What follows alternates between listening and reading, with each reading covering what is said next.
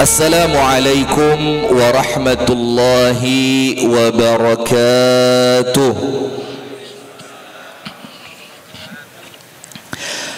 Innal hamdalillah nahmaduhu wa nasta'inuhu wa nastaghfiruh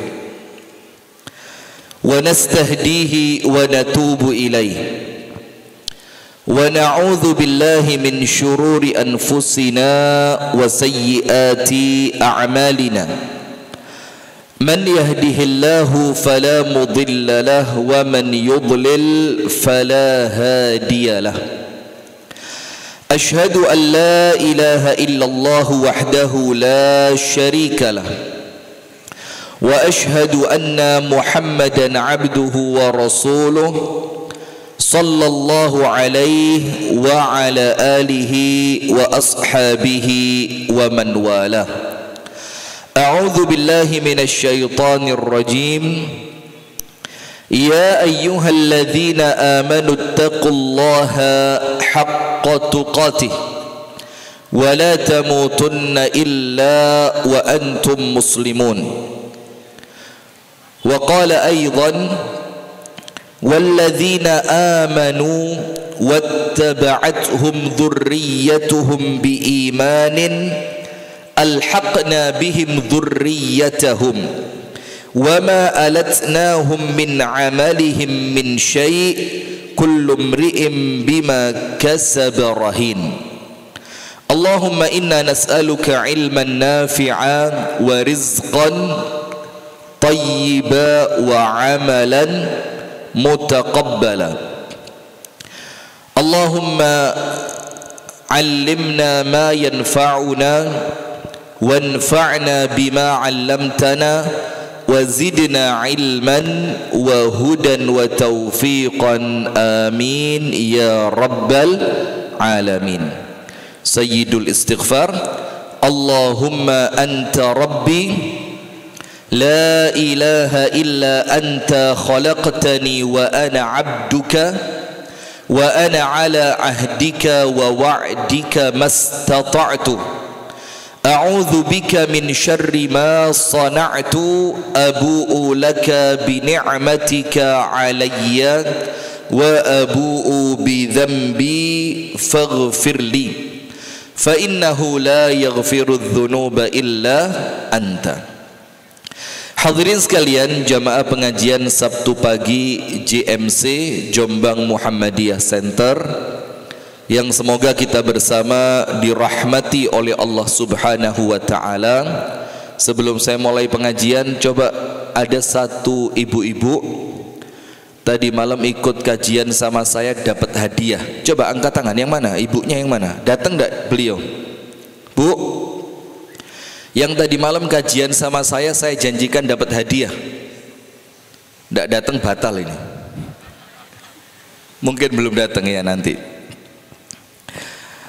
Alhamdulillah, puji dan syukur kita haturkan kepada Allah atas nikmat yang Allah karuniakan kepada kita bersama, sehingga di pagi hari yang penuh dengan keberkahan ini pada tanggal 5 di bulan Safar kita dipertemukan Allah dalam suatu majelis, di mana majelis ini adalah majelis yang terbaik di alam dunia.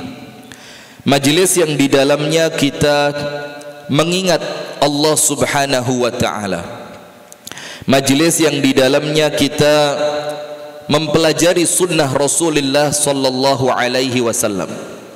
Majelis yang di dalamnya kita saling watawasau bil haqq wa tawasau bis sabr, yang itu merupakan ciri orang-orang yang selamat dari kerugian dunia sampai akhirat.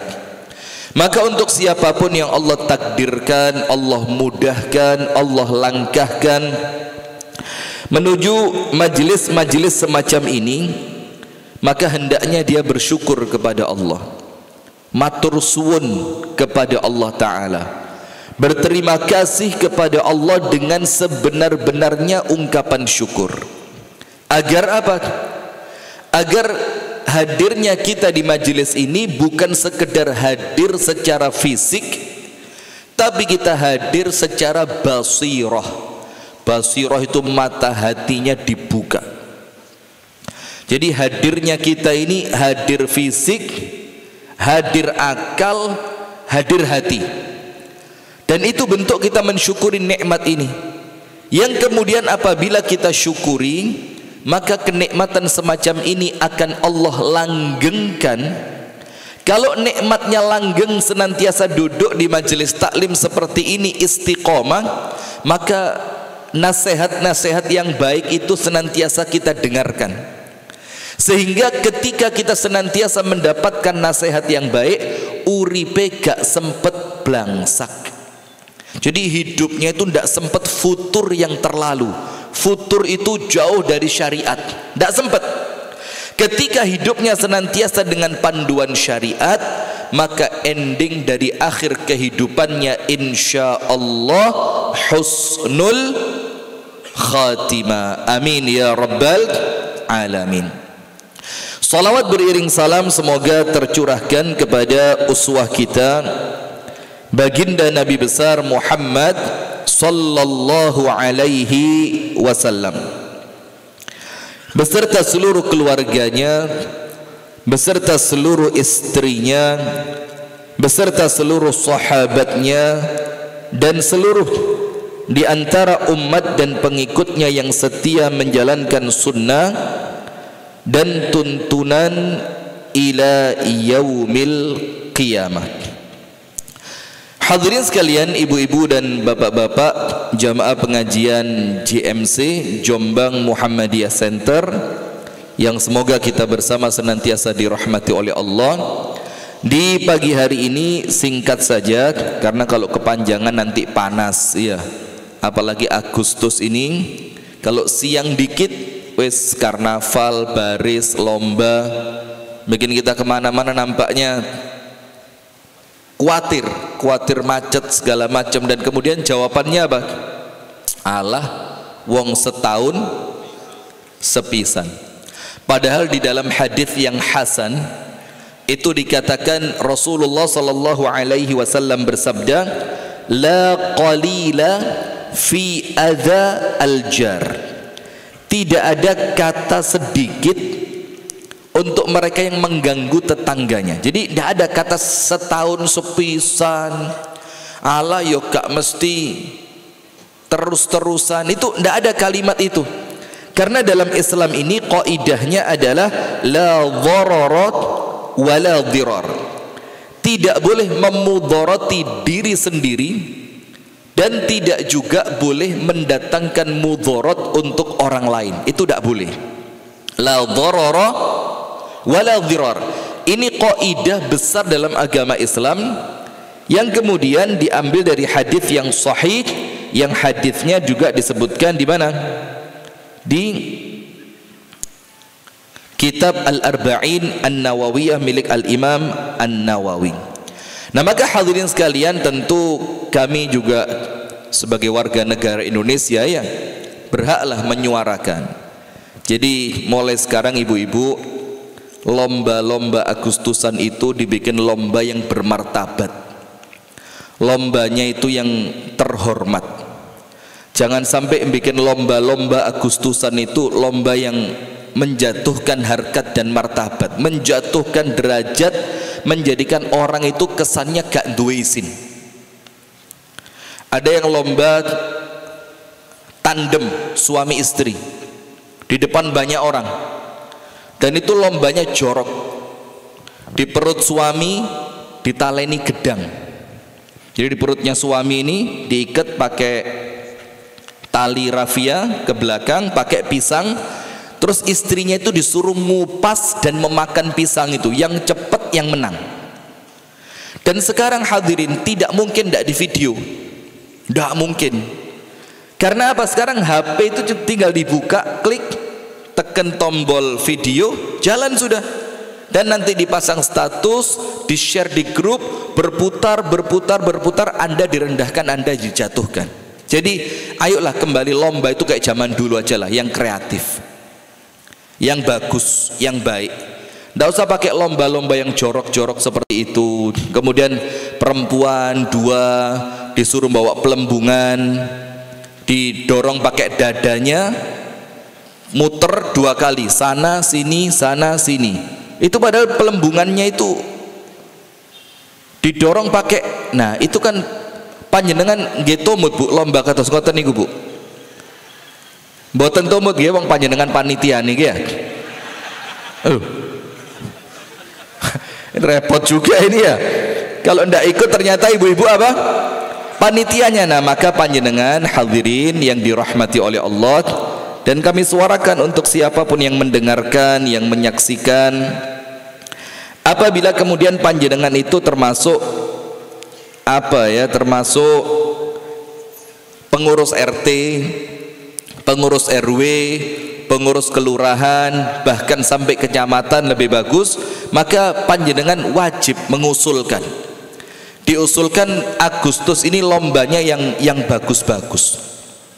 Agustus ini lombanya yang kreatif.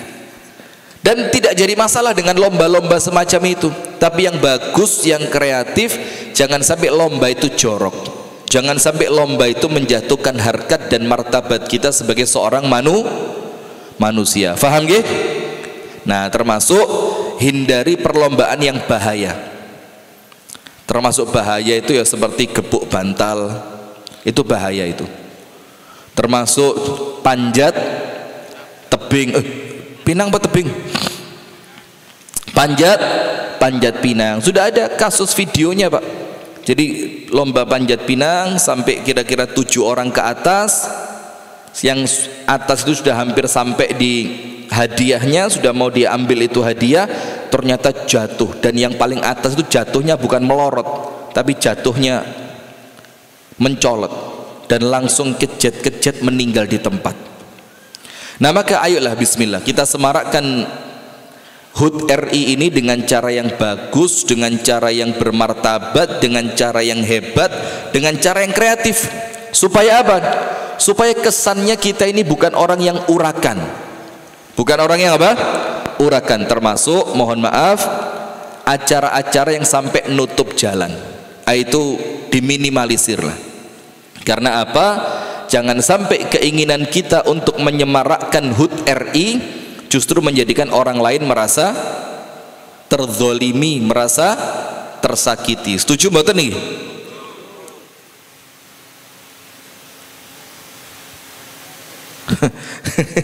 Setuju ndak ini? Setuju ya? Nah maka panjenengan yang ketua RT, ketua RW, pengurus kelurahan, pengurus kecamatan, ayo bismillah disuarakan bareng-bareng. Dan ini bukan cuma di pengajian muslim, kalau perlu yang non Islam juga menyuarakan yang sama, karena sekarang nampaknya sudah mulai tidak bermartabat. Panjenengan lihat lomba-lomba Agustusan itu. Zaman dulu yang lomba anak-anak kecil dilihat seru, menarik, lucu, asik, kalah menang gak enek loro ati. Zaman dulu. Sekarang mulai ibu-ibu disuruh lomba, pakai legging kewetat, gak khawatir leggingnya suwek tak Bu? Itu kalau leggingnya suwek itu Bu, ya Allah Bu, yang lihat yang malu bukan panjenengan, yang lihat itu yang merasa aduh kok yo eramen. Sudah, tidak usah panjang-panjang. Hadirin sekalian yang dirahmati dan diberkahi oleh Allah Subhanahu wa taala, kajian kita di pagi hari ini tipe keluarga ala Rasulullah sallallahu alaihi wasallam. Nah, jadi perhatikan. Keluarga ini jamaah sekalian adalah salah satu di antara nikmat yang Allah karuniakan kepada kita. Jadi kita ini punya keluarga, itu nikmat besar. Kita punya istri, apalagi lebih dari satu, wih luar biasa. Setuju mboten? Setuju mboten? Pak, setuju Pak? Mulai ngawur gini. Kita punya istri, alhamdulillah. Ada yang punya suami, alhamdulillah. Ada yang rumah tangganya dikaruniai anak-anak yang menyenangkan, dipandang itu qurrata a'yun, nyenengke. Dia capek di luar, dia pulang ke rumah ketemu keluarganya, capeknya hilang. Dia berikhtiar dengan keras untuk menghidupi keluarganya dengan harta yang halal, yang kerja kerasnya itu oleh Allah dinilai ibadah. Dia jalan bersama dengan keluarganya, menyenangkan hati istrinya, menyenangkan hati anak-anaknya, dinilai ibadah. Seorang istri mengabdi kepada suaminya, buatkan minuman, bikinkan masakan, menyiapkan pakaiannya, itu dinilai oleh Allah ibadah. Dalam keadaan semua itu ibadah yang di dalam hati itu naluriah kita lakukan. Seorang suami normalnya nggih, naluriah kerja biasa ke wong lanang ya. Tapi ketika pekerjaan itu dia niatkan untuk menghidupi keluarganya, maka setiap dia bekerja, di setiap jerih payahnya ada pahala di situ, Pak. Ibu-ibu juga begitu, Bu, masak. Perempuan muslimah masak, perempuan non-Islam juga masak. Tapi yang membedakan apa?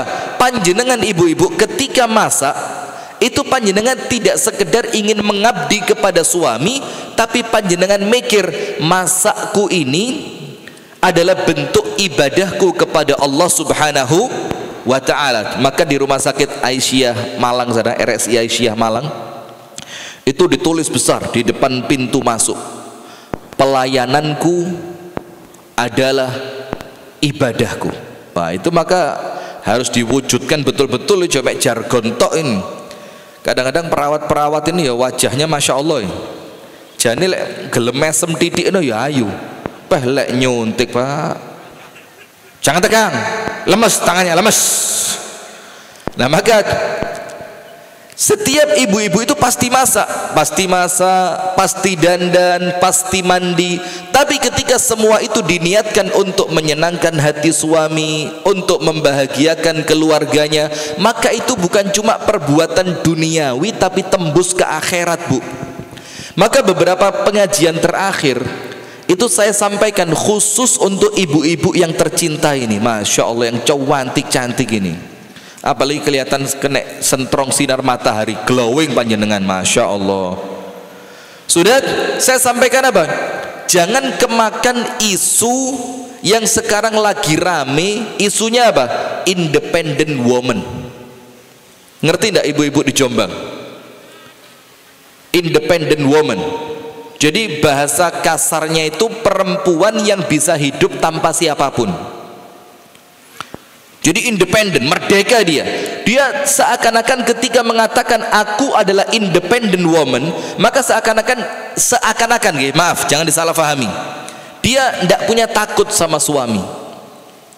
Dia akan begitu berani marah kepada mertuanya ketika tidak cocok.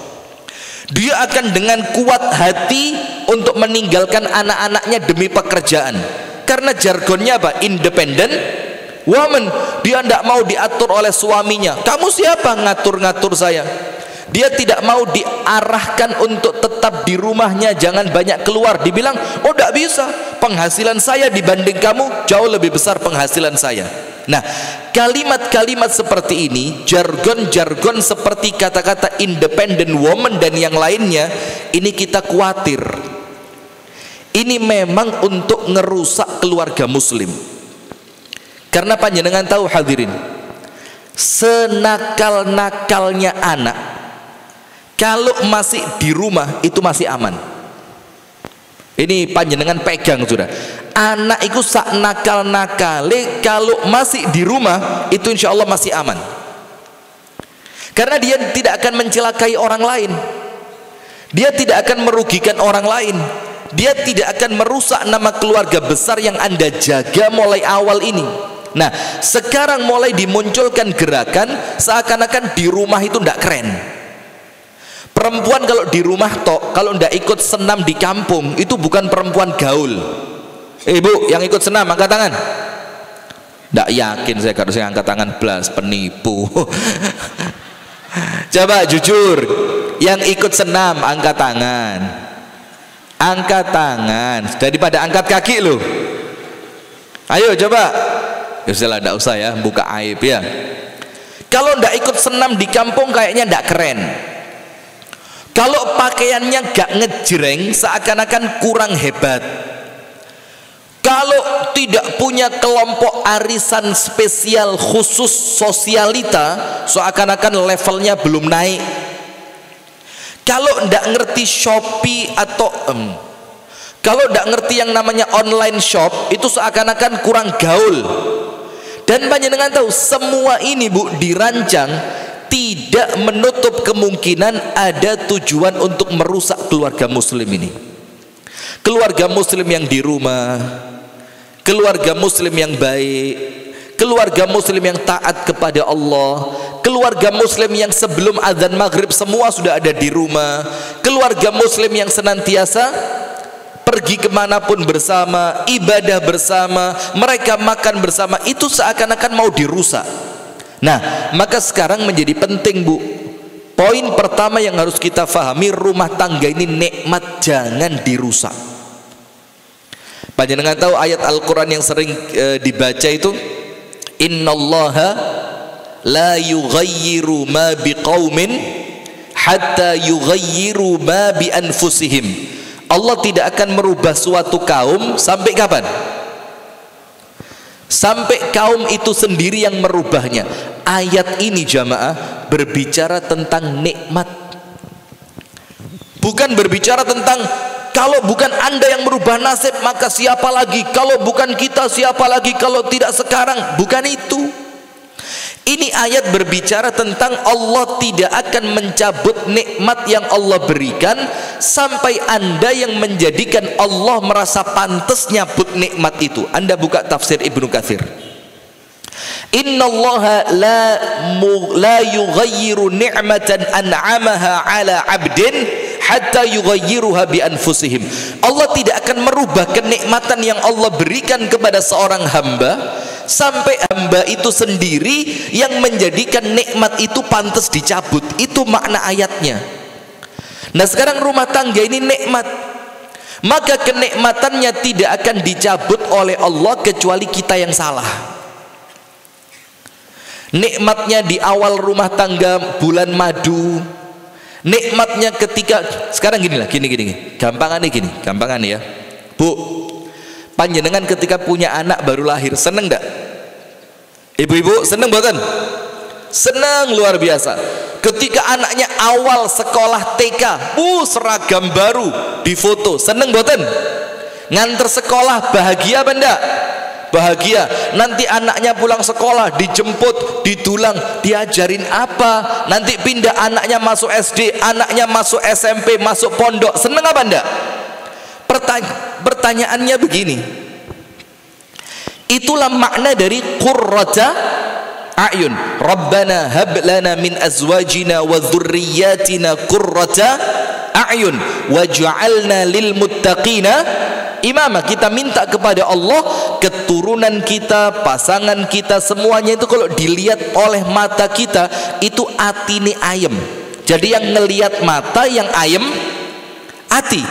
Pertanyaannya, sampai umur berapa anak panjenengan itu krasa qurrata a'yun? Lek didelok nyenengke, lek dijak guyon asik seru, diajak keluar nurut, bahkan kalau ndak kita ajak makso ikut dong, mau ikut. Itu kira-kira anak panjenengan krasa qurrata a'yun sampai umur berapa? Biasanya SMP mulai rusak, diperintah mulai bantah, ditelepon mulai gak diangkat, pulang sekolah jam 2 siang, maghrib belum datang, bikin orang tuanya apa? Khawatir, bikin orang tuanya jengkel. Nah, seakan-akan qurrata a'yun yang kita minta untuk anak-anak kita itu hanya ketika mereka kecil saja. Sik tas lahir nyenengno, sik ket iso mlaku nyenengno, nanti baru bisa ngomong abi. Bahagianya luar biasa. Ketika dia mulai sekolah kita seneng dengan seragam baru. Tapi ketika dia sudah mulai SMP, SMA, itu qurrata a'yunnya hilang. Yang muncul apa? Kok kayoke karuan gak duwe anak yo. Coba, apalagi sampai na'udzubillah min syarri dzalik, a'azzanallahu wa iyyakum, sampai anaknya kawin lari. Coba, sampai kemudian anaknya itu tidak mau serumah dengan orang tuanya, sampai kemudian anaknya itu bahkan menjadi aib keluarga. Nah, padahal qurrata a'yun di dalam doa tadi Rabbana hab lana min azwajina wa dzurriyyatina qurrata a'yun. Qurrata a'yun itu tidak dibatasi umur jamaah. Mereka lahir qurrata a'yun, masuk TK qurrata a'yun, masuk SD qurrata a'yun, ketika SMP qurrata a'yun, ketika SMA qurrata a'yun, ketika mereka kuliah tetap qurrata a'yun, ketika mereka menikah pun tetap qurrata a'yun. Bahkan ketika mereka sudah punya anak, untuk kita orang tuanya, anak-anak kita itu seharusnya tetap menjadi qurrata a'yun. Tapi seakan-akan sekarang kita ini menganggap normal. Alah ya qurrata a'yun iku ya sik cilik biyen. Sik tak gendong, tak jak pelayon, lek Jumatan sik tak gonceng ndek sepeda motorku. Iku zaman biyen. Lek wis gede yo gak qurrata a'yun. Saya mau tanya coba. Itu ayat Al-Qur'an hablana min azwajina wa dzurriyyatina qurrata a'yun, itu ada batas umurnya di mana ayatnya? Ada enggak batas umur dalam ayat tadi? Enggak ada. Begitu pula istri ataupun suami, enggak ada Pak. Qurrata a'yun. Rabbana hablana min azwajina. Azwaj itu pasangan, entah suami ataupun istri. Kita minta kepada Allah mereka itu menjadi qurrata a'yun. Ibu-ibu, Bu, enggak usah teriak-teriak, sabar. Cerit-cerit ibu-ibu, astagfirullahaladzim. Sudah, maka keluarga atau pasangan yang qurrata a'yun ini tidak dibatasi oleh umur pernikahan. Lah sekarang dirusak dengan apa? Bulan madu. Seakan-akan setelah bulan madu selesai sisa racun. Seakan-akan ya. Nah, padahal yang di dalam ayat ini jamaah, Rabbana hablana min azwajina wa dzurriyyatina qurrata a'yun, itu untuk kapan? Sekarang dan selamanya, bahkan sampai tembus ke akhirat. Sekarang pertanyaannya, ayo dijawab bareng-bareng. Dulu kok anak kita begitu nyenengke, membahagiakan sekali, keluar ngajak anak itu, ya Allah hati terasa bahagia. Bahkan kalau ndak diajak itu anaknya sampai nangis pengen mikut. Loh, sekarang kok qurrata a'yun pada anak itu kok sekarang hilang? Siapa yang salah? Rumah tangga juga sama ibu-ibu. Manten baru seru apa ndak? Bu apa pore ala baperan. Bu, manten baru seru napa mboten? Seru. Malam pertama ya apa? Malam pertama lupa, balenono maneh. Saya mau ngomong gitu buat para suami aja ini. Malam pertama itu Masya Allah, gak wani, senggol-senggolan tes sampai adzan subuh durung lapo-lapo getun. Ya Allah, adzan subuh, ya Allah, gagal malam pertama sudah. Coba. Terus tapi kenapa sekarang setelah di awal pernikahan begitu bahagia, suami pergi rumah terasa kosong, suami di luar merasa sepi, ketika mereka pulang kembali bahagia, ketawa bersama, senyum bersama, bahagia bersama, makan bersama, kok sekarang rasa itu mulai hilang? Pertanyaannya, siapa yang salah? Ayatnya atau kitanya? Kira-kira siapa Bu? Bu, yang salah suami apa istri? Yang keras tak Bu? Yang salah suami apa istri? Jazakallah khair. Suami Bu ya? Memang begitu. Tidak ada perempuan salah itu, tidak ada. Tapi milih pasangan kok salah terus? Katanya perempuan tidak pernah salah. Ini milih pasangan, lapo aku pengen rapi bek sampean. Roh ini gak rapi. Nah, maka hadirin, poin besarnya di sini apa? Jangan-jangan kenikmatan itu hilang. Jangan-jangan kebahagiaan rumah tangga itu hilang. Jangan-jangan nikmatnya punya anak yang qurrata a'yun zaman dulu sekarang mulai gregetno. Kenikmatan itu seakan-akan hilang. Itu jangan-jangan kita lupa mensyukuri nikmat keluarga. Karena ayatnya panjenengan kan tahu semua ya. Wes gak usah ngomong sing kedukuran Pak, kesampluk pesawat. Ngomong normal saja. Ayatnya kan panjenengan tahu, lain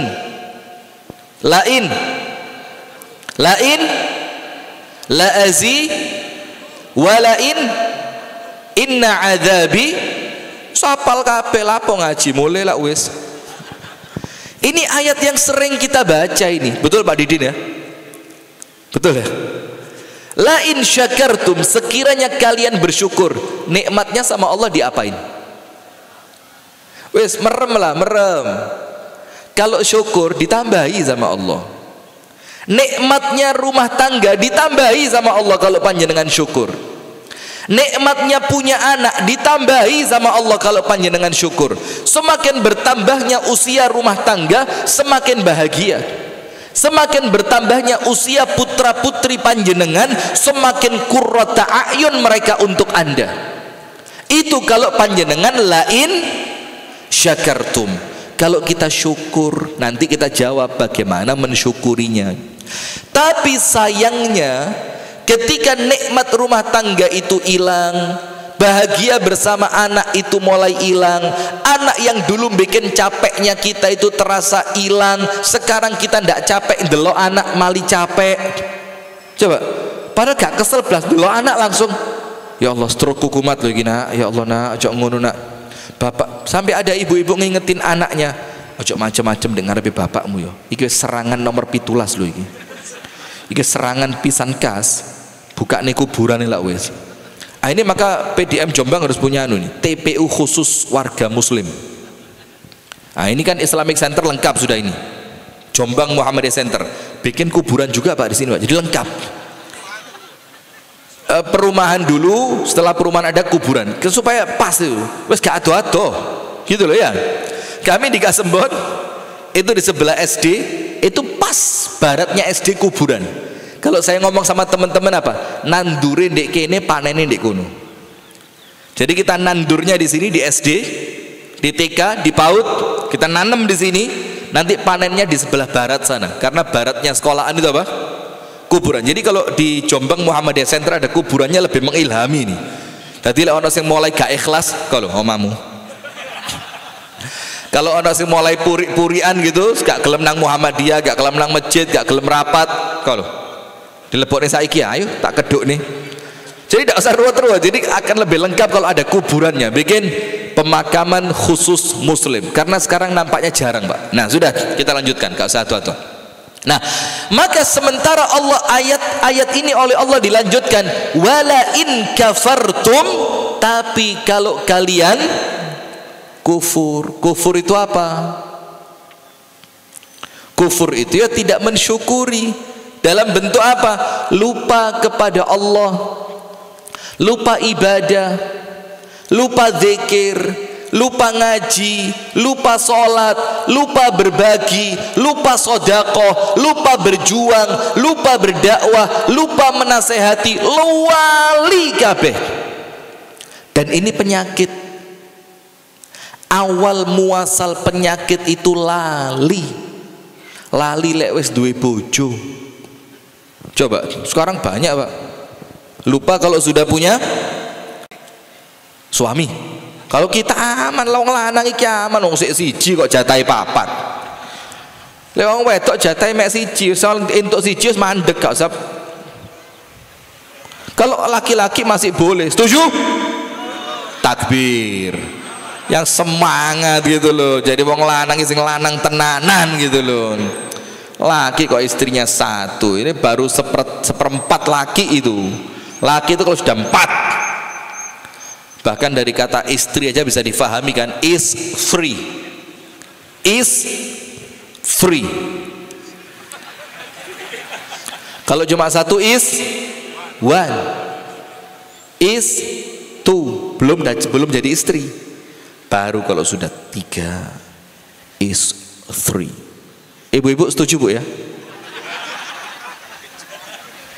Enggak, sudah wes. Lanjut. Jadi begini hadirin, awal muasal masalah itu ketika kita lupa. Panjenengan perhatikan ayatnya. Wala takunu kalladzina nasullaha fa ansahum anfusahum ulaika humul fasiqun. Janganlah kalian menjadi seperti orang-orang yang lupa kepada Allah. Allah melarang jangan sampai lupa kepada Allah. Lupa kepada Allah itu apa? Ya lupa zikir, lupa ibadah, lupa bersyukur, lupa berbagi, lupa nyebut nama Allah. Kalau dapat nikmat, lupa bahwa nikmat itu dari dan milik Allah. Maka Allah ingatkan, wala takunu kalladzina nasullaha. Janganlah kalian menjadi seperti orang yang lupa kepada Allah. Nah, maka hadirin ingat, rumah tangga wajib ingat sama Allah, tak boleh lupa. Kalau sudah lupa, apa yang terjadi? Wala takunu kalladzina nasullaha fa ansahum anfusahum. Maka hukumannya adalah Allah menjadikan mereka lupa terhadap diri mereka sendiri. Apa maksudnya lupa terhadap diri mereka sendiri? Panjenengan buka tafsir Al-Quran. Allah menghukum mereka yang lupa kepada Allah itu dengan suatu hukuman yang paling mengerikan. Apa hukumannya? Allah jadikan mereka lupa terhadap diri mereka sendiri. Artinya mereka tidak tahu mana yang baik, mana yang buruk. Mereka tidak tahu mana yang manfaat, mana yang mudarat. Mereka tidak tahu mana yang keselamatan, mana yang mendatangkan kecelakaan. Mereka tidak tahu mana sahabat yang baik dan mana sahabat yang buruk. Mereka tidak tahu mana rezeki yang halal, mana rezeki yang haram. Kabeh melbu. Itu hukuman dari Allah ketika kita mulai lupa kepada Allah. Ulaika humul fasikun, maka mereka itulah orang-orang yang fasik. Berarti kalau rumah tangga ini di dalamnya panjenengan lupa kepada Allah, gak ibadah, gak wiritan, gak golek ilmu, gak poso, gak tahajud, gak sholat, maka anda dianggap orang yang lupa kepada Allah. Apa yang terjadi? Maka nikmat rumah tangga itu oleh Allah bakal dicabut. Maka tidak remeh hadirin. Syukur dalam rumah tangga itu bukan perkara kecil. Bersyukur punya istri, alhamdulillah ya Allah saya punya istri. Si istri bersyukur punya suami, alhamdulillah ya Allah punya suami. Punya anak, alhamdulillah ya Allah kami punya anak banyak. Rumah tangga yang diuji dengan tidak bisa punya anak, alhamdulillah ya Allah walaupun pas-pasan tapi cukup ya Allah. Banyak teman saya yang kemudian keuangannya bermasalah, alhamdulillah ya Allah walaupun pas-pasan tapi badan saya sehat wal afiat. Ada teman saya kaya raya tapi sakitnya banyak. Nah, jadi senantiasa bersyukur kepada Allah dalam rumah tangga. Karena apa? Allah tidak akan merubah nasib suatu kaum sampai mereka sendiri yang merubahnya. Artinya Allah tidak akan mencabut suatu nikmat yang telah Allah beri sampai mereka sendiri yang menjadikan Allah merasa pantas mencabut nikmat itu. Itu nomor satu dulu. Sekarang pertanyaannya, Bu, Pak, panjenengan sampun bersyukur nopo dereng dengan nikmat rumah tangga? Jawab, sudah bersyukur atau belum? Sudah bersyukur atau belum? Sudah? Sekarang pertanyaan kedua, cara bersyukurnya bagaimana? Panjenengan mensyukuri nikmat rumah tangga itu loh dengan cara apa? Ayo. Makanan, kasur yang empuk, televisi yang sampai 60 inch, yang kalau nonton sepak bola sampai kopok pemain bola itu ketok.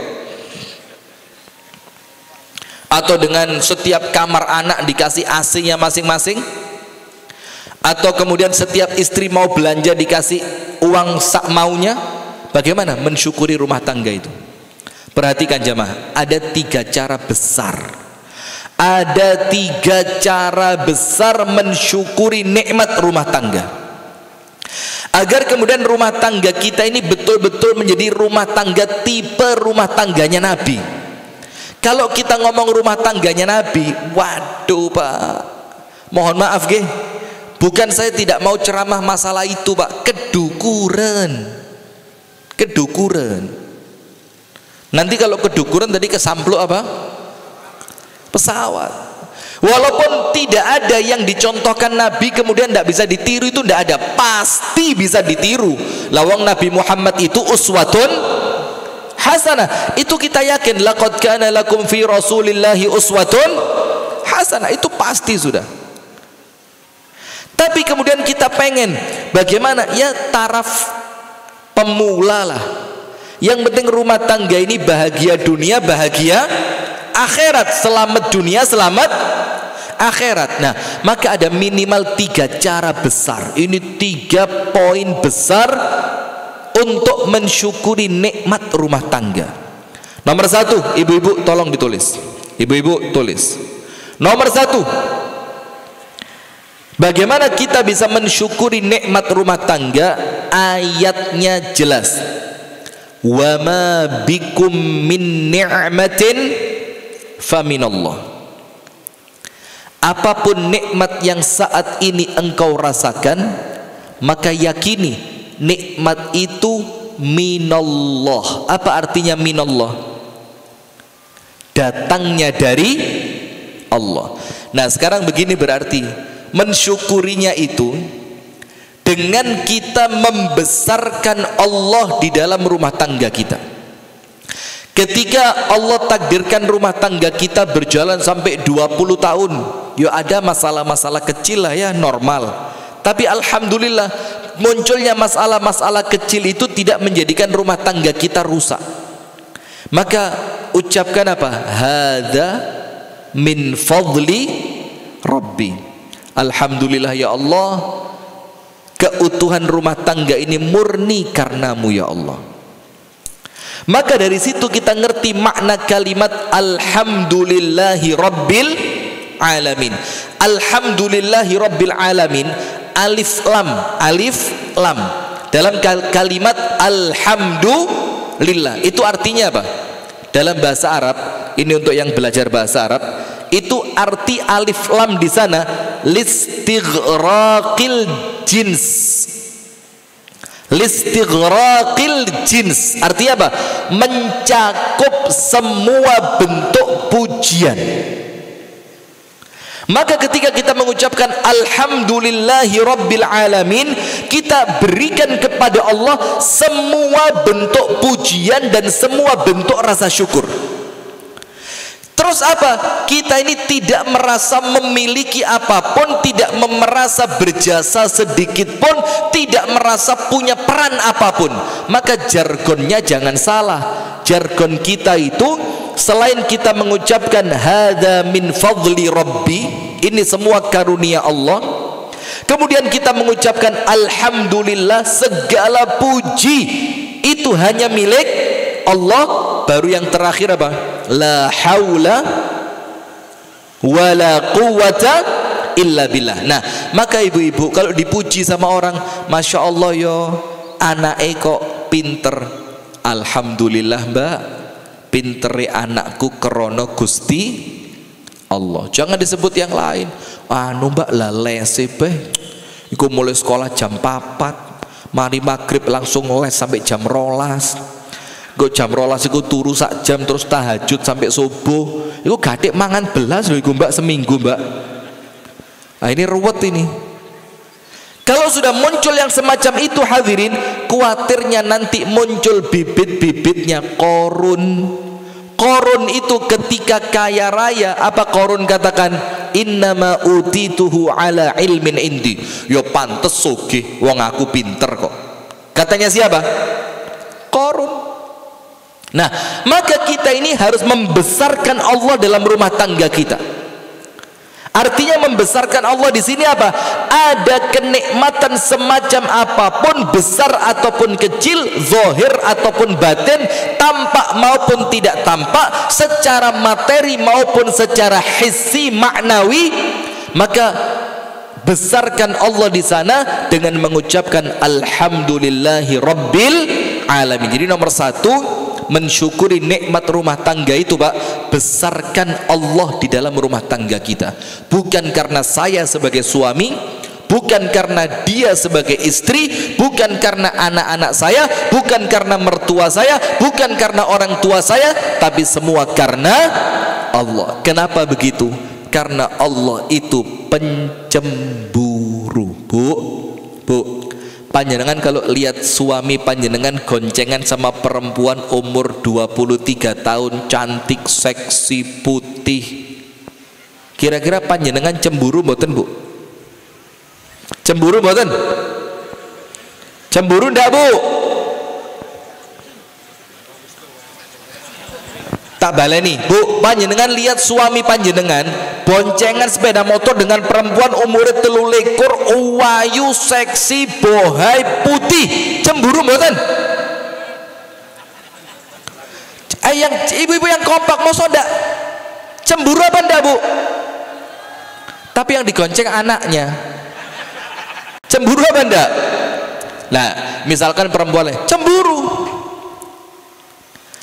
Maka Allah Ta'ala lebih pencemburu dibanding itu. Panjenengan tahu seorang sahabat Nabi lapor sama Nabi, Nabi saya mau lapor. Apa itu? Begini Nabi, kalau saya ngelihat, na'udzubillah thumma na'udzubillah, a'azzanallahu wa iyyakum, nas'alullah as-salamata wal afiyah, semoga Allah menyelamatkan kita semua, amin. Ya Nabi, kalau saya ngelihat istri saya zina dengan laki-laki lain, mana mungkin saya disuruh manggil 3 orang lagi sebagai saksi? Karena dalam Islam itu nuduh orang berzina saksinya berapa? 4. Saya ngelihat istri saya sedang berzina, terus saya panggil 3 orang lain. Mas, Rini ya Mas, ayo dadio saksi ya, delokan bareng-bareng Mas. Iku lho bojoku Mas, main mbek wong lanang. Katanya laki-laki itu apa? Oh wallahi la ya Rasulullah, demi Allah ndak begitu kalau saya, kata laki-laki ini. Kalau saya ngelihat istri saya tidur dengan laki-laki lain, saya ndak sempat manggil laki-laki 3 untuk jadi saksi. Apa? Saya tarik pedang saya pisah kepala dari tubuhnya dia, dua-duanya, perempuannya sama laki-lakinya. Coba. Dan Nabi Muhammad tidak mengingkari itu. Untuk apa? Supaya cemburu itu ndak hilang. Kalau cemburu itu hilang, itu namanya dayuth. Dayuth itu orang yang kehilangan rasa cemburu terhadap keluarganya, yang jaminan mutu tidak bisa masuk surga. Tidak bisa masuk surga. Dayuth la yadkhulul jannah. Tidak bisa masuk surga. Cemburu. Maka itu penting. Nah, maka ketika laki-laki itu mengatakan, saya tidak akan panggil orang lain, tak pateni wong loro iku bojoku, tak pateni wong lanangi, tak pateni. Apa kata Rasulullah? Innahu yaghar, laki-laki ini bagus, pencemburu dia. Wa ana aghyaru min, dan aku, kata Nabi Muhammad, lebih pencemburu dibanding laki-laki ini terhadap istriku. Terus apa lagi? Loh, gini loh jamaah, saya bawa mobil nganter anak saya sekolah, terus jendela mobil itu tidak saya buka besar, saya buka kecil, supaya orang yang lewat tidak ngelihat istri saya. Ketika ada orang kemudian buka jendela saya, kemudian ngomong sama saya, nyopok istri saya, bagaimana itu mangkel hati saya. Loh kok kurang ajar panjenengan ini. Loh ini istri saya tak simpen di mobil lah, kok panjenengan bagaimana Loh itu tidak ada urusan. Beda kalau saya dipanggil, ada urusan orang tua harus sampai di depan, wali santri harus ketemu dengan kepala sekolah, itu beda urusan. Nah, sudah, maka Rasul mengatakan dia ini pencemburu, dan aku lebih pencemburu dibanding laki-laki itu, kata Nabi Muhammad. Kemudian Nabi Muhammad mengatakan apa? Wallahu aghyar, dan Allah lebih pencemburu dibanding kita semua. Maksudnya apa Allah itu cemburu? Allah itu cemburu ketika hukum Allah diinjak-injak. Nah, termasuk Allah itu cemburu ketika Allah yang memberi nikmat lah yang disebut orang lain. Misalkan Allah jadikan anak kita pinter, yang disebut ternyata vitamin kecerdasan otak. Kok pinter sih mbak anaknya sampean? Loh iki vitaminnya lawarang iki vitaminnya belek sailingku ya sak botol iki ngedol mas 2 gram kok. Coba ini, maka Allah akan cemburu. Ketika Allah cemburu, nikmatnya dicabut. Hati-hati. Maka nomor 1, jangan sampai ada yang besar di dalam rumah tangga kecuali Allah ketika mendapatkan nikmat. Nomor 2, bagaimana mensyukuri nikmat rumah tangga itu? Jadikan Allah sebagai tujuan dari rumah tangga kita. Sekarang begini, saya ini nyekolahkan anak saya di sekolahan yang tidak ada ijazahnya, tidak ada ijazahnya, tidak ada. Maka Tentu di awal orang tua saya pun protes, nak, lek gano ijazah kok kuliah ya opo, engkau lek gak iso kuliah ya opo masa depannya anakmu. Nah, ini sudah beda frekuensi ini.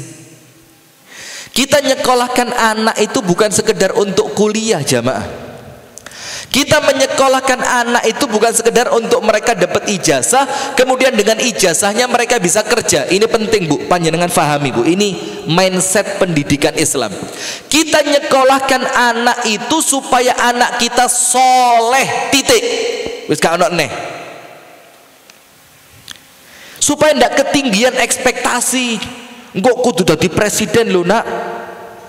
Engkau kudu dadi menteri lo, nak. Engkau kudu dadi apa lagi? Dokter lo, nak. Saya tidak mau anak saya terbebani dengan semua itu. Saya minta anak saya cuma satu, nak, jadilah anak soleh. Kenapa begitu? Karena kalau dia anak yang soleh, kaya bagus, melarat gak masalah. Wong soleh kok. Dia punya jabatan, insya Allah amanah. Dia tidak punya jabatan, dia tidak akan ngemis kepada orang lain. Dia Allah takdirkan sehat, kesehatannya akan dimanfaatkan untuk kebaikan. Kalau Allah takdirkan dia akhirnya sakit, dia akan sabar dengan sakitnya. Karena tujuan pendidikan itu soleh. Nah, maka di sini beda persepsi antara kami dengan orang tua di awal. Karena orang tua mendidik kami dengan ijazah, sampai kuliah harus dapat ijazah. Sementara kami sekarang didik anak, pendidikan anak tujuannya mencetak anak soleh. Soleh itu apa? Kenal sama Allah. Jam berapa ini? Sudah 5 menit lagi. Soleh itu kenal kepada Allah. Kalau kenal sama Allah, takut sama Allah. Kalau takut sama Allah, nurut sama Allah. Kalau nurut sama Allah, beres urusan. Kalau nurut sama Allah, beres. Dan itu yang kedua. Apa itu? Cara mensyukuri nikmat rumah tangga ini, jadikan Allah sebagai tujuan dari rumah tangga kita. Menjadikan Allah tujuan itu maksudnya apa, jamaah? Inna sholati. Wes talandale lu gak usah sing ruwet-ruwet. Yang panjenengan apal saja, tapi kita fahamkan dengan pemahaman yang mandes, sing cetha gitu loh. Apa itu? Inna sholati wa nusuki wa mahyaya wa mamati. Sekarang lihat, salatku, ibadahku, hidupku, terus apa? Matiku. Sampai kalaupun perlu mati tidak apa-apa. Itulah puncaknya kan, jihad fi sabilillah. Kalaupun perlu mati tidak apa-apa. Tapi apa? Lillahi rabbil alamin, untuk Allah pemilik alam semesta ini. Karena kita merasa kita ini kawulane Gusti Allah. Bu, sampun panas napa dereng? Dereng, mangke jam 12 awan panas, panjenengan lenggah ngriki insyaallah kroso. Sudah hadirin, maka apa? Jadikan Allah tujuannya. Apa itu? Inilah jargon rumah tangga kita. Inna salati wa nusuki wa mahyaya wa mamati lillahi rabbil alamin. Saya menikah untuk Allah. Saya punya istri untuk Allah. Istri punya suami untuk Allah. Kita punya anak-anak kita untuk Allah. Kita punya harta kita untuk Allah. Kita punya kepinteran kita untuk Allah. Itu syukurnya begitu. Jadi anak kita jangan dibebani yang macam-macam. Panjenengan tahu Imam Syafi'i ketika dikirim ibunya ke Madinah untuk sekolah ke Imam Malik, sama Imam Malik dikirim ke Irak untuk belajar lagi di sana. Sampai lama Imam Syafi'i di Irak. Panjenengan tahu wasiat ibunya apa? Ya bunai, dua anak. Nomor 1, la liqa'a ba'dal yaum illa fil jannah. Ini loh Pak. Jadi rumah tangganya itu untuk mengabdi kepada Allah. Ibunya Imam Syafi'i bilang apa? Nak, setelah Imam Syafi'i berangkat ke Madinah, panjenengan bayangin Bu, ibu mana yang tidak sedih kehilangan anaknya itu loh. Ini anak satu-satunya. suaminya sudah meninggal, ketika anaknya mau dikirimkan ke Madinah untuk belajar ke Imam Malik, itu ibunya bilang apa? Ya bunai, la liqa'a ba'dal yaum illa fil jannah. Nak, saya tidak mengharapkan pertemuan setelah perpisahan hari ini, nak, kecuali nanti kita kumpulnya di surga saja, nak. Coba. Tadi gak ditelepon puni, mengasuh anak saya hari ini makannya apa? Lo anak seket mondok telung dinos, bingung ngeram. Mati di pondok lo gak apa-apa, husnul, meninggal dalam keadaan mencari. Wah, ini pengasuh kamar kayak pembantu akhirnya. Tolong dong difotoin anak saya. Tolong dong anak saya tidurnya ngiler napa mboten. Tolong dong saya pengen dengar suara ngoroknya anak saya sekarang sudah nadanya berubah atau tidak. Lagi mondok apa? Sudah mondok cul. Walaupun saya sendiri lek mondok anak ya rada bingung. Waduh, yo normal lah Pak ya, tapi yo harus dilawan. Itu pesannya ibundanya Imam Syafi'i. Nak, pergi. Saya tidak berharap bertemu dengan kamu setelah hari ini, kecuali nanti kita ketemu kumpul bareng lagi, nak, di surga. Maka jargonnya itu. Pesan keduanya apa? Kalaupun kamu pulang, walaupun tidak pulang tidak apa-apa, kata ibunya. Kalaupun kamu pulang, la tarji' illa bil ilm. Jangan pulang kecuali yang kamu bawa adalah ilmu. Sudah bertahun-tahun Imam Syafi'i pergi, sampai suatu hari ada rombongan jamaah haji datang ke Mekah dari Irak. Dari mana? Irak. Lalu rombongan haji ini setiap mereka kumpul majelis taklim ngomongnya apa? Qala imamuna wa muallimuna wa ustadzuna wa syekhuna Muhammad ibnu Idris Asy-Syafi'i. Guru kami, imam kami, syekh kami yang namanya Muhammad bin Idris Asy-Syafi'i mengatakan. Disebut lagi, qala imamuna Muhammad ibnu Idris Asy-Syafi'i, qala ustadzuna. Ibunya mikir, loh, itu kok kayak nama anakku. Ini rombongan jamaah haji Irak. Ditanya, yang kamu sebut itu siapa? Oh, itu guru kami, terkemuka di antara kami, kehormatan kami, dia itu mahkota negerinya kami. Siapa? Namanya Muhammad bin Idris. Muhammad bin Idris, orang mana dia? Orang Mekah, aslinya Palestina, jalur Gaza. Ibunya bilang, loh, itu anakku. Terus tanya mereka, betul itu anakmu? Sampai ternyata mereka ketemu dengan ibundanya Imam Syafi'i. Apa yang terjadi, Pak? Ibundanya Imam Syafi'i ngomong sama rombongan dari Irak tadi, kalau kalian balik ngomong sama anak saya, ibunya nyuruh dia pulang, sudah cukup cari ilmunya.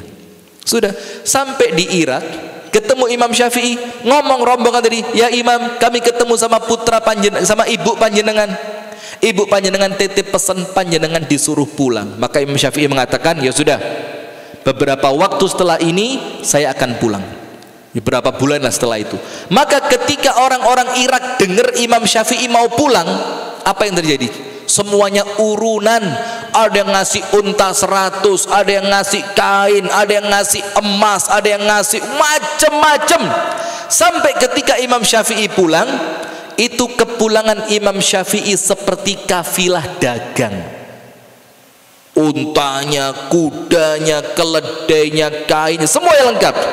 Sampai pintu gerbang kota Mekah, Imam Syafi'i nyuruh muridnya, lapor sama ibu saya, Syafi'i izin untuk masuk. Coba lihat. Terus setelah ketemu ibunya ditanya, oh anak saya datang. Iya bu, anakmu datang minta izin untuk masuk. Wa ma ma'ahu, dia bawa apa?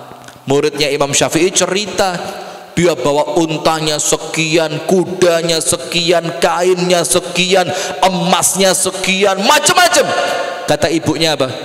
Murhu bi an yarji'a ilal Iraq. Ngomong sama anak saya, suruh balik ke Irak saja, tidak usah masuk ke Mekah. Kaget muridnya, ya apa sih? Wingi dikon mulai, saiki mulai dikon balik. Balik itu murid ke Imam Syafi'i. Ya Syafi'i, kata ibumu kamu disuruh balik ke Mekah, ke Irak. Loh kenapa? Kamu bilang apa? Saya cerita nih kamu bawa ini. Lo keliru. Lawang ibu saya dulu bilang jangan pulang kecuali bawa ilmu. Sudah. Akhirnya apa yang terjadi? Semua hartanya Imam Syafi'i didum sampai entek blas.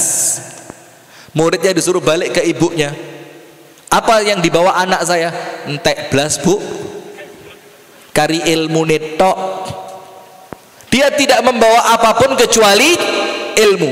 Apa kata ibundanya Imam Syafi'i? Marhaban bisyafi'i. Selamat datang anakku Syafi'i. Suruh masuk, saya tidak kepingin hartamu, saya butuh ilmu. Ini loh rumah tangga yang disyukuri itu. Jangan jadikan rumah tangga itu orientasinya sesuatu selain Allah. Repot nanti, bingung panjenengan. Wes salah, anak-anak kita ini didikan cukup jadi anak soleh tok nak, itu tok yang kami minta. Itu loh cara mensyukuri yang kedua. Nomor satu apa? Jadikan Allah itu besar di dalam rumah tangga kita. Apapun sebut Allah. Ini karena Allah, karunia Allah, nikmat dari Allah. Yang kedua, inna salati wa nusuki wa mahyaya wa mamati lillahi rabbil alamin. Jadikan tujuan rumah tangga kita itu apa? Allah. Mengabdi kepada Allah. Wa ma khalaqtul jinna wal insa illa liya'budun. Istri ibadah, suami ibadah, anak ibadah. Itu nomor dua. Nomor tiga apa? Bagaimana mensyukuri nikmat rumah tangga itu? Cara mensyukurinya dengan ilmu. Dengan apa? Ilmu. Sekarang begini Pak, kita ini sholat. Semuanya sholat ya? Panjenengan sehari 3 atau 5 waktu? Loh, ada yang 3 loh sekarang. Panjenengan 3 atau 5? 3 apa 5? 5. Mek 5 toh, gak sunah belas. Oh tambah, lu ya apa dikatakan 5 ya. Begini hadirin. Panjenengan kalau sholat, yang sholat itu cuma 2 rakaat, maka duduk terakhirnya, tahiyat akhirnya yang 2 rakaat, panjenengan iftiros apa tawarruk? Apa iftiros? Tawarruk itu ya apa ya? Ora ngerti ngene wis. Tawarruk itu yang miring ini loh. Terakhir. Iftiros yang kenceng gini, kayak duduk di antara 2 sujud. Panjenengan kalau sholatnya cuma 2 rakaat, tahiyat akhirnya tawarruk apa iftiros? Kenceng apa miring? Wis ngono wis, gampang. Miring apa kenceng? Miring. Berarti sama seperti kalau sholatnya 2 atau 3 atau 4 sama ya, miring ini ya. Setiap rakaat terakhir. Padahal dalam hadis yang lain Rasulullah itu kalau sholatnya cuma 2 itu kenceng tok. Contoh yang lain, panjenengan kalau tahiyat kenceng nopo goyang? Ayo, kenceng nopo goyang? Kenceng? Padahal katanya Rasulullah itu goyangannya untuk setan lebih berat dibandingkan pukulannya besi. Ayo, kenceng nopo goyang? Bingung mana? Terus panjenengan kalau tahiyat awal itu doa tahiyatnya sampai syahadat tok, apa sholawati Allahumma sholli ala Muhammad tok, apa sampai terakhir seperti tahiyat akhir doa tahiyatnya? Atau gak mau coblas seluali kabeh? Bayangin hadirin, ini sholat yang cuma 5 menit saja, ilmune sampai sekarang gak tutup. Yang cuma 5 menit saja ilmunya sampai sekarang kita bingung. Panjenengan tahu doa iftitah itu jenisnya ada berapa? Paling enggak kita romek luru, lek mau kamadiyah Allahumma ba'id lek NU kabiro. Paling itu kalau kita ya. Pada doa iftitah itu lebih dari 12. Macam iku luwe teko rolas, angkat tangan yang tahu lebih dari 12, angkat tangan sing apal rolas-rolase. Ini sholat yang cuma 5 menit. Terus mana mungkin rumah tangga yang seumur hidup panjenengan merasa cukup cari ilmunya? Lu sholat mek 5 menit ilmu nih gak tutup kok. Apalagi rumah tangga yang seumur. Nah maka cara mensyukuri rumah tangga itu, ibu-ibu, bu, karena orang yang mencari ilmu Allah akan mudahkan dia untuk mengamalkannya. Maka ini penutup terakhir, saya cerita ini guru saya. namanya Ustadz Jazuli Rehal Amin rahimahullah, meninggal beliau, orang Sudan, baik banget. Kalau sama murid itu seperti sama anak, nyopone kayak nyopo anak. Ketika melihat kita di depan kampus itu makan gorengan, itu ketika sampai kelas itu beliau ingat siapa yang tadi makan gorengan, diiling no, kamu tahu ndak gorengan itu begini, tepungnya seperti ini, minyaknya begini, kadar ini, waduh panjang. Sampai beliau itu tanya, kalian kalau kamar mandi pakai sendal apa enggak? Saking baiknya, Masya Allah. Dan kami ini bisa bahasa Arab sampai sekarang, itu tentu salah satu kebaikan beliau. Maka insya Allah pahalanya mengalir juga untuk beliau. Allahumma amin. Allahumma arham Ustadz Jazuli ya Allah. Sudah, beliau itu ngomong begini, siapa yang pengen berangkat umroh, tanya di kelas. Dan kita ini yakin lek wong Arab nawani umroh mesti budal tenanan, mesti dia punya channel, punya macam-macam. Siapa yang mau berangkat umroh, itu di awal pelajaran kita angkat tangan semua, wah semangat itu, berabudal kira untung-untungan wis. Terus beliau bilang turunin tangannya. Pertanyaan berikutnya kata beliau, siapa yang sudah pernah belajar manasik umroh? Gak ono sing angkat tangan satupun. Cute, mengkeret ini. Terus beliau tanya, dari mana Allah tahu bahwa niat kalian jujur kalau kalian mau umroh, sementara ilmu untuk umroh saja kalian tidak ngerti? Masuk akal tidak? Terus beliau bilang, belajarlah ilmu tentang umroh, karena ilmu itu akan mengantarkanmu untuk mengamalkannya. Dan betul, akhirnya pulang sekolah kita masuk perpustakaan semua, berangkat manasik umroh. Ada yang dapat hadiah haji dari Syekh Abdurrahman Sudes, ada yang karena juara dapat hadiah umroh gratis dari kampus, macam-macam, berangkat semua. Karena apa? Belajar. Maka bapak-bapak ini belajar Pak ilmu poligami Pak.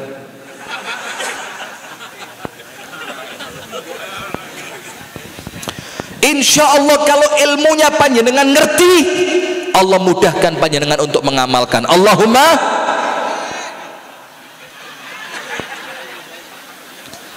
Besok buku fikih nikah sama ibu-ibu disingit no, pak aja kita belajar tenan nih, wah. Nah, maksud saya bukan itu. Maksud saya adalah kalau kita kepingin rumah tangga kita baik, tidak mungkin rumah tangga itu baik tanpa ilmu. Maka belajar Bu, bagaimana rumah tangganya Nabi, bagaimana istrinya Nabi, bagaimana Nabi mendidik anak-anaknya, bagaimana Nabi ngatur ekonomi keluarga. Nah itu PR buat kita bersama Pak. Insya Allah nanti kalau ada pertemuan berikutnya, mudah-mudahan sehat walafiat, panjang umur, tidak kurang suatu apapun. Mudah-mudahan bisa kita lanjutkan dalam pertemuan yang berikutnya. Dan itu dulu yang dapat kami sampaikan di pagi hari ini. Pas ya, jadi 10 menit dari pembukaan tadi. Jadi ngaji itu gak usah suwe-suwe, 10 menit itu cukup. Apabila ada kurangnya kami mohon maaf yang sebesar-besarnya. Hadanallahu wa iyyakum ajma'in. Kita tutup dengan doa kafaratul majlis. Subhanakallahumma wa bihamdika asyhadu an la ilaha illa anta astaghfiruka wa atubu ilaik. Assalamualaikum warahmatullahi wabarakatuh.